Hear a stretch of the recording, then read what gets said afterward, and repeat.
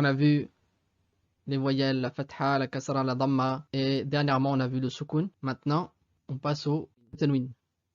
Alors, la définition du tanwin, c'est un noun, cette lettre-là, avec une sukun, que vous voyez au-dessus, ajoutée à la fin d'un nom qu'on prononce mais qu'on n'écrit pas. Je vais vous expliquer. À la fin d'un nom, on rajoute un noun, comme celui-là, mais seulement à l'oral. Mais à l'écrit, ce noun, on va l'écrire de cette façon-là.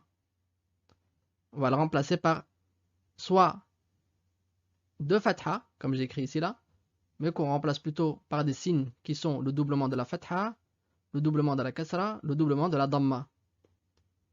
C'est ça. Donc ça, c'est ce qu'on prononce. On va dire ban, mais on va l'écrire comme ça, de cette façon.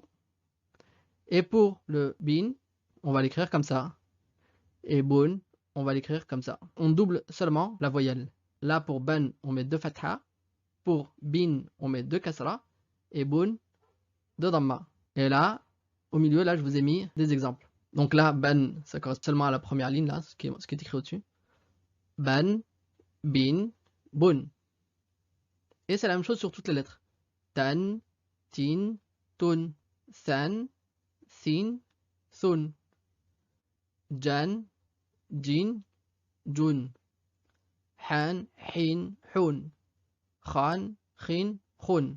Et là, autre chose, pour le bin et le bun, on double seulement la voyelle. Et pour le tanwin de la fatha, on rajoute ici un alif après. Vous voyez là, on rajoute un alif à chaque lettre. Une remarque, le alif après le tanwin de la fatha, on ne le prononce pas.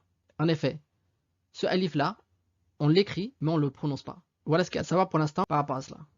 Ici, je vous ai mis quelques lettres qui ont une particularité par rapport à l'écriture. Là, on a vu que après le doublement de la fatha, on a rajouté un alif après. Mais comme on l'a vu dans les lettres précédentes, parmi les lettres, il y a des lettres dont on n'attache pas la lettre suivante. C'est le cas du dal, du zal, ra, ici le zay et le waw.